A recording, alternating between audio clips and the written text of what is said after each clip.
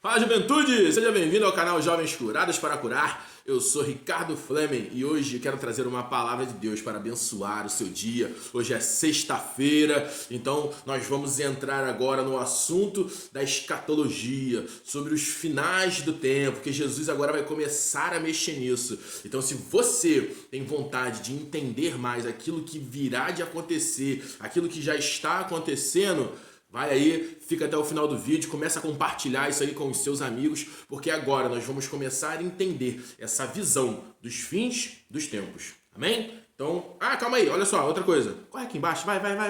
Deixa seu like, compartilha esse vídeo com algum amigo seu aí, ó. Se inscreve no canal, ativa esse sininho aí, porque todo dia aqui tem vídeo de juventude, para você ser abençoado. Amém? Então vamos lá, vai na sua Bíblia aí, ó. Mateus, nós vamos ler do capítulo 24.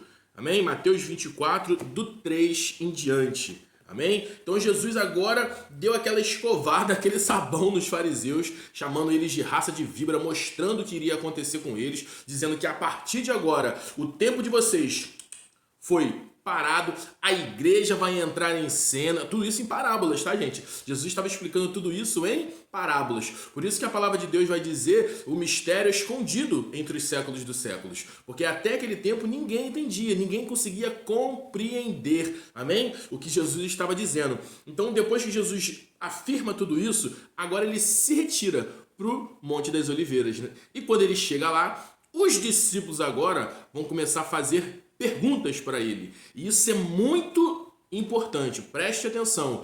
Os discípulos agora vão fazer 3 perguntas para o Senhor Jesus. E em cima dessas 3 perguntas virá toda a explicação até o versículo 26, até o capítulo 26. Por quê? Porque se você não entender que foram aqui 3 perguntas feitas, você vai achar que tudo isso é um contexto só, que está tudo dentro de uma panela lá, tudo junto, misturado, né? Um tutu lá, tudo junto, e você não vai entender. Então, vamos partir desse princípio. Tudo que virá agora, que nós vamos falar, ele está dividido em 3 perguntas. Amém? Mateus 24, do 3 em diante. A leitura é longa, mas vale a pena fazer. Vamos lá. Ele diz assim: no Monte das Oliveiras achava-se Jesus assentado, quando se aproximaram dele os discípulos e em particular lhe pediram: dize-nos, quando sucederão estas coisas? Primeira pergunta. Que sinal haverá da tua vinda? Segunda pergunta. E da consumação do século. E no 4 ele vai dizer: e eles responderam: vede que ninguém vos engane. Porque virão muitos em meu nome, dizendo, eu sou o Cristo, e enganarão a muitos. E certamente ouvireis falar de guerras e rumores de guerra. Vede, não vos assusteis, porque é necessário assim acontecer, mas ainda não é o fim. E no 7 ele vai dizer, porquanto se levantarão nação contra nação, reino contra reino, e haverá fome e terremotos em vários lugares. No 8, porém, ele vai dizer, tudo isto é o princípio das dores. Então sereis atribulados e vos matarão. Sereis odiado de todas as nações por causa do meu nome. Nesse tempo, muitos hão de se escandalizar, trair e odiar uns aos outros. E no versículo 11 ele vai dizer, levantar-se-ão muitos falsos profetas e enganarão a muitos. E por se multiplicar a iniquidade, o amor se esfriará de quase todos. E no 13 ele diz, aquele porém que perseverar até o fim, esse será salvo. E no 14 ele termina dizendo, e será pregado este evangelho do reino para todo o mundo, para testemunho de todas as nações. E então virá o fim. Aleluia! Glória a Jesus. Então aqui o Senhor Jesus ele começou, amém? A explicar as 3 perguntas. Quais eram as 3 perguntas mesmo, Ricardo? Diz no Senhor, quando vai suceder essas coisas? Quais são os sinais da sua vinda? E a consumação do século. Amém? Então, em cima disso, o que o Senhor Jesus começa a dizer? Ele vai dizer assim, ó, muito bem, preste atenção para que ninguém engane vocês. Porque virão muitos em meu nome dizendo, eu sou o Cristo, e eles enganarão a muito. E eu te pergunto, há 2000 anos que isso aqui aconteceu, será que já muita gente não se levantou dizendo que era o Cristo, que era o Salvador, que era o Messias? E depois ele vai dizer, e certamente ouvirão falar de rumores de guerra. Vede, não assusteis, porque é necessário acontecer ainda isso.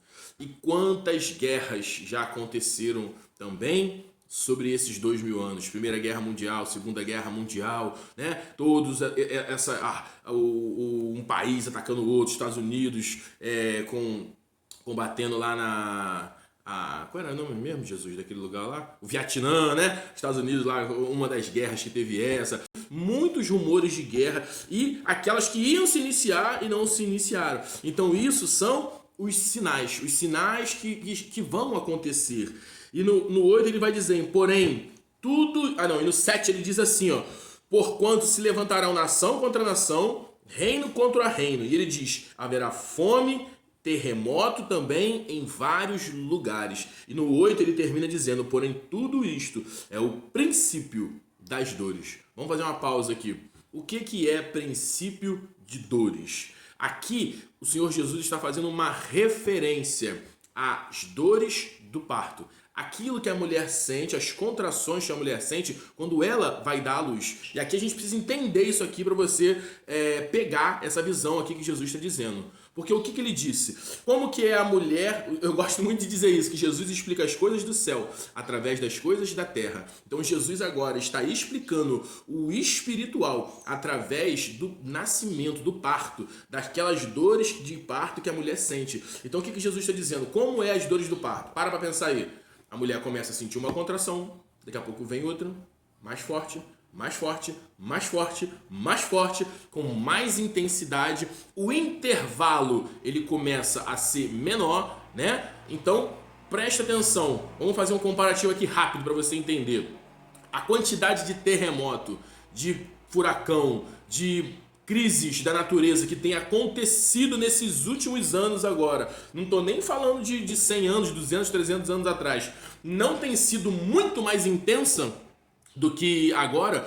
Os sinais de juventude do céu, quantos sinais têm acontecido no céu, lua que está tendo eclipse, sol ficando vermelho, lua ficando vermelho, meteoro, barulho no sol, barulho na atmosfera, todas essas coisas acontecendo com muito mais intensidade, terremotos a todo momento, praticamente de 3 em 3 meses você vê uma notícia falando de algum terremoto, algum abalo sísmico. Por quê? Porque as dores do parto estão intensificando. Quem é que está entendendo? Diga amém. Porque é isso que está acontecendo. É isso que os sinais estão nos mostrando. Só que aquele que não é espiritual, aleluia, acha que isso é normal. É só um acontecimento da natureza, é só um fenômeno no céu que está acontecendo por causa disso. Só que nós que somos cheios do Espírito Santo, nós que temos Cristo Jesus dentro de nós, nós entendemos essas verdades.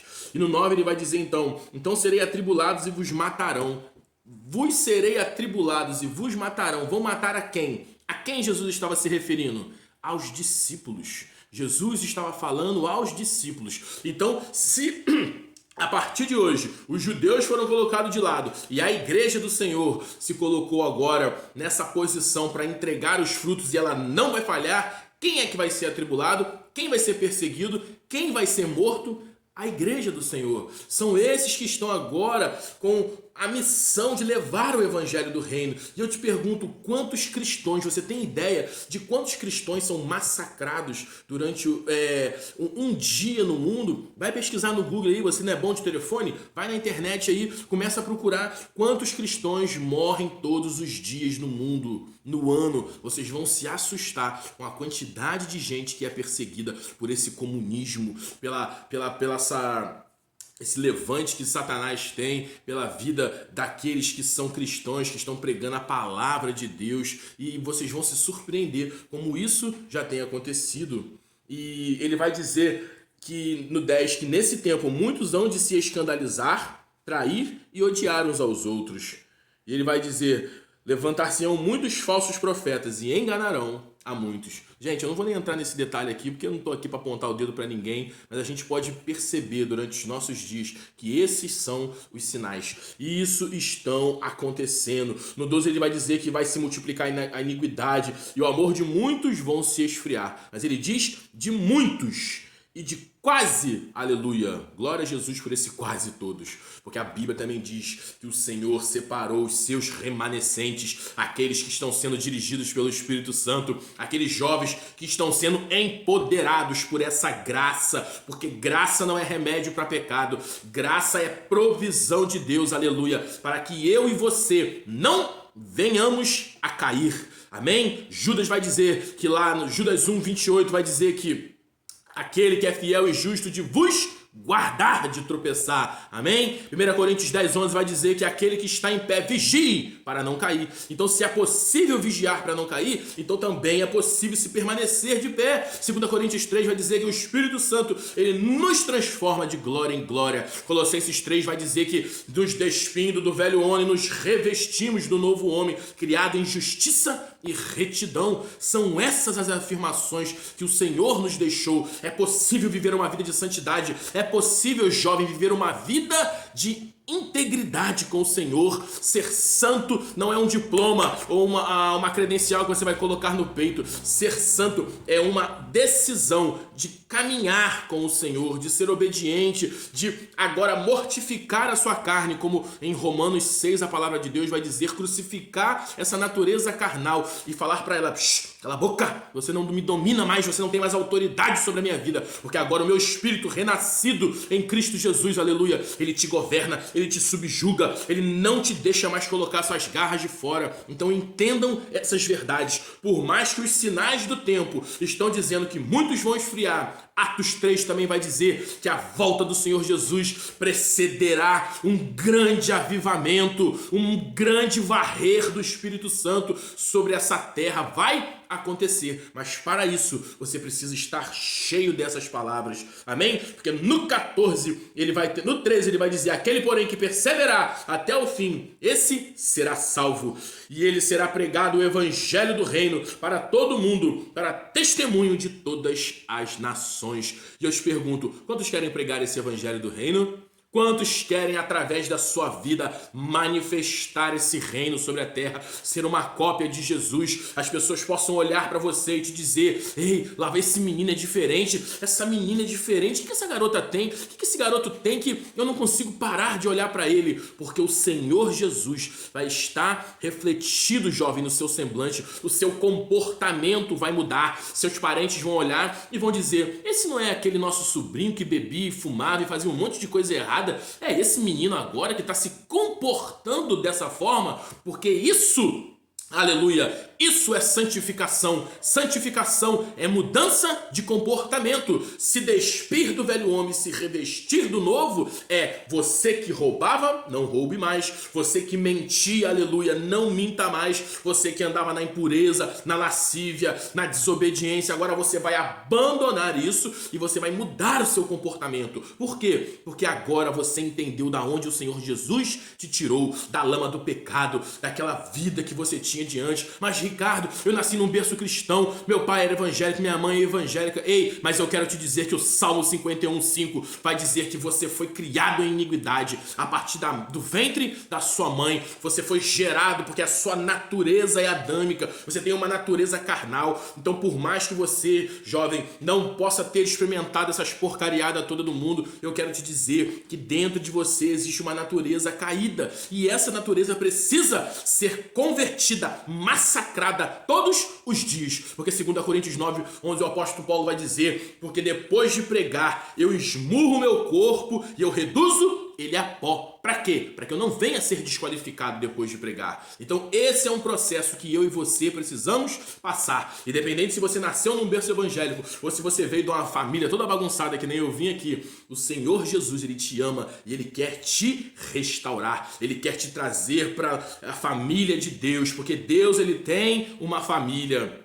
Aleluia. E ele vai dizer no versículo 14: e então virá o fim. E eu te pergunto, que fim é esse? Glória a Jesus. Amanhã a gente fala sobre isso. Pai, em nome de Jesus, eu abençoo esse jovem, essa jovem que tem ouvido essa palavra, Senhor. E eu vou deixar essa pulga atrás da orelha dele, para que amanhã eles possam estar aqui, Senhor, avivado, com o coração desejoso, para ser instruído pelo seu Espírito Santo, em nome de Jesus.